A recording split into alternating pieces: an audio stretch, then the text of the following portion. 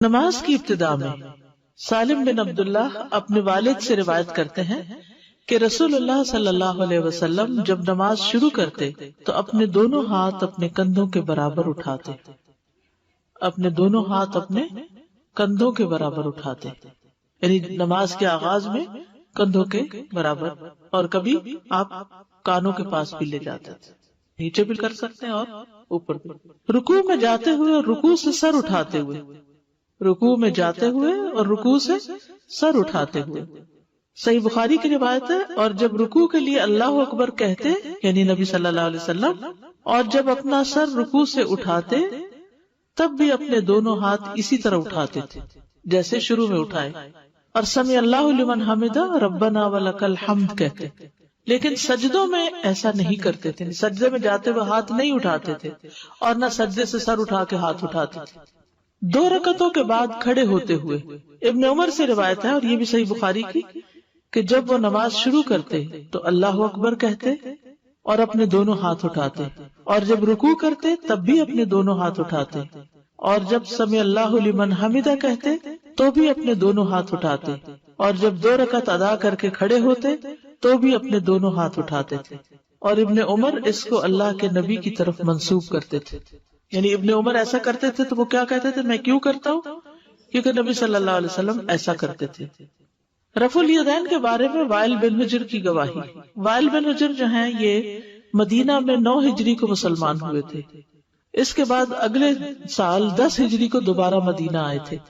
اس سال بھی آپ نے نبی صلی اللہ علیہ وسلم کو رفع الیدین کرتے دیکھا، یعنی بعض لوگ کہتے ہیں نا کہ ابتدا میں نبی صلی اللہ علیہ وسلم کرتے تھے اور بعد میں نہیں کرتے تھے، چھوڑ دیا تھا۔ کچھ لوگ کہتے ہیں وہ مکہ میں کرتے تھے یا مدینہ کے شروع میں جب منافقین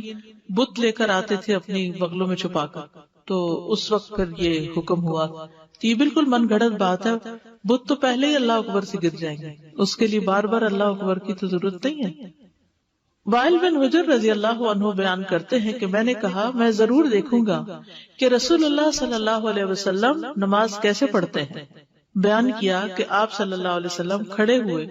اور اپنے دونوں ہاتھ اٹھائے حتیٰ کہ آپ کے کانوں کے برابر آ گئے، ٹھیک ہے۔ پھر آپ نے اپنے بائیں ہاتھ کو اپنے دائیں ہاتھ سے پکڑ لیا، اللہ اکبر کہہ کے کانوں تک اللہ اکبر کر کے پھر بائیں ہاتھ کو دائیں ہاتھ سے پکڑ لیا۔ پھر جب رکوع کا ارادہ کیا تو اپنے دونوں ہاتھوں کو اٹھایا حتیٰ کہ آپ کے کانوں کے برابر آ گئے، پھر اپنے دونوں ہاتھ اپنے دونوں گھٹنوں پہ رکھ دیے۔ پھر جب رکوع سے سر اٹھایا پھر اپنے ہاتھوں کو اسی طرح اٹھایا۔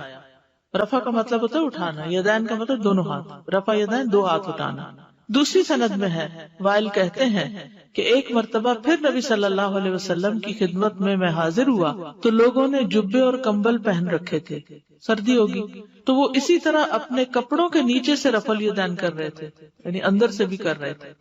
وائل بن حجر نے ہر حال میں صحابہ کو رفع الیدین کرتے ہی دیکھا۔ مسند احمد کی روایت ہے یہ۔ وائل رضی اللہ عنہ سے مروی ہے، کچھ عرصے بعد میں دوبارہ آیا تو وہ سردی کا موسم تھا، میں نے دیکھا کہ لوگوں نے چادریں اوڑھ رکھی ہیں اور سردی کی وجہ سے وہ اپنے ہاتھوں کو چادروں کے نیچے سے ہی حرکت دے رہے ہیں۔ ہر انگلی اٹھانے پر ایک نیکی ہے۔ آدمی اپنی نماز میں اپنے ہاتھ کے ساتھ جو اشارہ کرتا ہے، جیسے اتحیات میں بیٹھ کر اشارہ کرتے ہیں آپ، انگلی ہلاتے ہیں، اس کے عوض اس کے لیے 10 نیکیاں لکھی جاتی ہیں، اور ہر انگلی کے بدلے ایک نیکی ملتی ہے، یعنی اپنے ہاتھ کے ساتھ جو اشارہ کرتا ہے تو ہر انگلی کے بدلے اس کو 10 نیکیاں ملتی ہیں۔